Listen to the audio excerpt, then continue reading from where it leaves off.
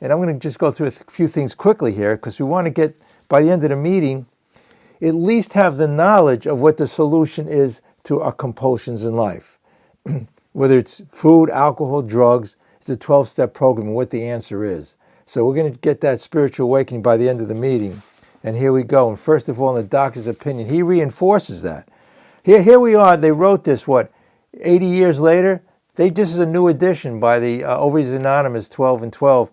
A couple of weeks ago, I was listening on the internet, and these doctors and scientists and nutritionists were having a discussion about weight control and all these different ways of doing it. They discussed all the different diet programs, low carb, high carb, keto diet, you name it. I mean, I know it, I've been through it, and all of these different things. And this is an hour program they're going on and on discussing, and guess what one word I didn't hear in the whole discussion? Spirituality. Spiritual perception change. And also, through my life, when I went to all of these things in my life to try to get better, all the self-help books, I'd buy self-help books, had shelves full of them on diet and everything else. And a lot of those, I didn't see the word spiritual. And they're saying that all the doctors, all the diets can't help us. All the experts in the field, all the billion-dollar industries that have these diet programs can't help us. And yet we've done all these major scientific advances. It's amazing, all the things, the internet, whatever it is, and all these going to the moon and all these different things.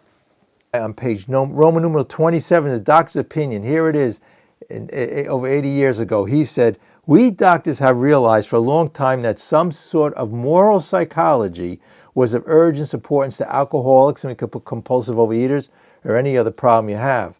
But here's the interesting thing. He used the word moral psychology, He was afraid back then to use the word spirituality.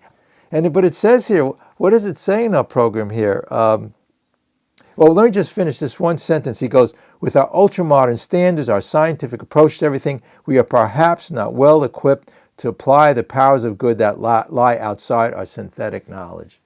So he's saying with all the synthetic knowledge and everything they knew, and the great scientists and everybody at the time, they couldn't figure out the problem to this food addiction.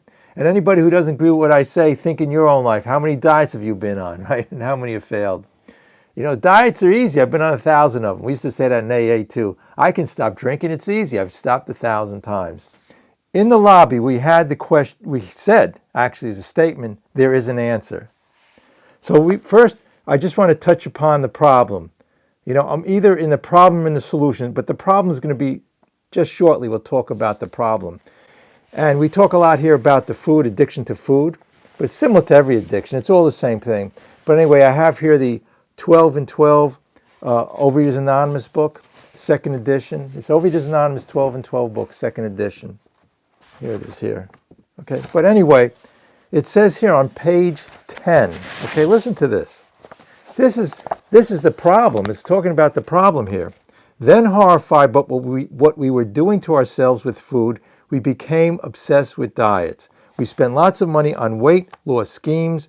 We bought all sorts of appetite suppressants. We joined diet clubs and fitness centers. We had ourselves hypnotized and analyzed.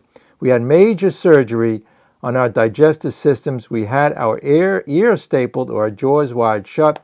All of this we did it willingly, hoping we will eat all we wanted and be free of this compulsion. Some of us went from doctor to doctor looking for a cure. The doctors gave us diets, but we had no better success with those things than with other diets we've been on. The doctors prescribed shots and pills. These worked for a while, but we inevitably lost control and overate again, putting back on the weight we had worked so hard to lose and frequently gaining more." But I also just want to say it's a compulsion towards food. So we also have people who are anorexic, or it's all the same thing. It's this compulsion and thinking about things and trying to control it in our lives, and the ego getting involved. So there is an answer, and also you could put in the place that there is a solution. So what is the answer to this addiction? Well, here in the preface, or actually it was a step 2 in this Overeaters Anonymous 12 and 12 book, they talk about all of these things we try. But if you notice, it's all through self-will. And we can't do it, because if we go right from, so here we go. So we're going to look for the solution here on page, but let me go before I talk about the solution. Bill also says on page 13 in Bill's story, he says, in the third paragraph, I was to test my thinking by the new God consciousness, common sense would become uncommon sense. This whole program, this whole way of living, my common sense told me if I weighed and measured my food, if I read all of these self-help books, I went to all of these people experts on dieting, and they told me how to control it. The problem was I was in the problem and not the solution. But my common sense says I can do it, I can control it. And it's an interesting thing, my life became a mess every time I try to control it. But we have a solution. It's called the 12 steps. Actually, step 1. We just have to go to step 1, says I'm powerless. But my common sense told me I was powerful. I could do it. I could control people. I can control my addictions. I control the food. So he says that again, common sense would become uncommon sense. If we go back to the pages, so on page 20, Roman numeral 27, we talked about the synthetic knowledge, but on Roman numeral 28, he goes into say, on the bottom of the page, they are restless. Look at the very bottom of the page. Well, let me read the last paragraph. Men and women drink essentially, or drinking or food compulsions. In Overeaters Anonymous, the 12-step program, they substitute the word food for alcohol. But you could put, and step 1 says we're powerless, you could put anything you want in your life in there. They cannot, after time, differentiate the true from the false. So this goes to my thinking. The truth was, I felt that if I did better, I ate more of this food and had more momentary pleasure, that was my life. It was all about my addiction. It could be alcohol, food, or it could be success with money, whatever it was. That was my thinking. I didn't have the power of choice, so I could not differentiate the true from the false. So what's the truth? The truth is, and this is the solution, that it's not about these material things in life. The joy and happiness has nothing to do with the things outside of us. So here's a spiritual solution. I said we'd have it during the meeting here. My spiritual solution, when I realized and got centered, when I stopped trying to fight it, whatever you fight, you make a higher power. It controls you more. So we can't resist it anymore. When I got centered, prayer, meditation, the whole program is about letting go. When I let go and I felt indwelling consciousness that was there all the time, my body's God's temple.